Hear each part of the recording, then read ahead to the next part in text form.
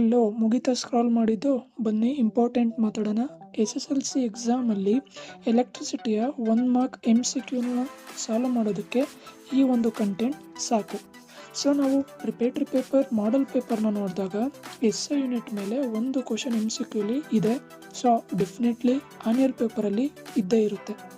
So ಅದನ್ನ solve ಮಾಡೋಕ್ಕೆ ನಾನು ಲೀಸ್ಟ್ ಮಾಡಿರೋವಂಥ SI ಯೂನಿಟ್ಸ್ಗಳನ್ನ ನೀಟಾಗಿ ನೋಡ್ಕೊಳ್ಳಿ, ಸ್ಕ್ರೀನ್ಶಾಟ್ ತಗೊಂಡು ಪ್ರಾಕ್ಟೀಸ್ ಮಾಡಿ. ಚಾರ್ಜ್ನ SI ಯೂನಿಟ್ ಕೂಲಮ್ ಆಗಿರುತ್ತೆ. ಎಲೆಕ್ಟ್ರಿಕ್ ಕರೆಂಟ್ನ SI ಯೂನಿಟ್ ಆ್ಯಂಪಿಯರ್ ಆಗಿರುತ್ತೆ. ಎಲೆಕ್ಟ್ರಿಕ್ ಕರೆಂಟ್ನ ಮೆಜರ್ ಮಾಡುವಂಥ ಇನ್ಸ್ಟ್ರೂಮೆಂಟ್ ಆ್ಯಮ್ಮೀಟರ್ ಆಗಿರುತ್ತೆ. ಪೊಟೆನ್ಷಿಯಲ್ ಡಿಫ್ರೆನ್ಸ್ನ SI ಯೂನಿಟ್ ವೋಲ್ಟ್ ಆಗಿರುತ್ತೆ. ಪೊಟೆನ್ಷಿಯಲ್ ಡಿಫ್ರೆನ್ಸ್ನ ಮೆಜರ್ ಮಾಡುವಂಥ ಇನ್ಸ್ಟ್ರೂಮೆಂಟ್ ವೋಲ್ಟ್ ಮೀಟರ್ ಆಗಿರುತ್ತೆ. ರೆಸಿಸ್ಟೆನ್ಸ್ನ SI ಯೂನಿಟ್ ಓಮ್ ಆಗಿರುತ್ತೆ. ನೆಕ್ಸ್ಟ್ ರೆಸಿಸ್ಟಿವಿಟಿಯ SI ಯೂನಿಟ್ ಓಮ್ ಮೀಟರ್ ಆಗಿರುತ್ತೆ. ಹೀಟ್ನ SI ಯೂನಿಟ್ ಜೌಲ್ ಆಗಿರುತ್ತೆ. ಪವರ್ನ SI ಯೂನಿಟ್ ವ್ಯಾಟ್ ಆಗಿರುತ್ತೆ. ಎಲೆಕ್ಟ್ರಿಕ್ ಎನರ್ಜಿಯ commercial unit kilowatt hour ಆಗಿರುತ್ತೆ. ಸೊ ಇದೇ ರೀತಿ ಕಂಟೆಂಟಿಗೋಸ್ಕರ ಸ್ಟಡಿ ನೆಟ್ವರ್ಕ್ ಆ್ಯಂಡ್ ಫೌಂಡೇಶನ್ ಚಾನಲ್ನ ಫಾಲೋ ಮಾಡಿ.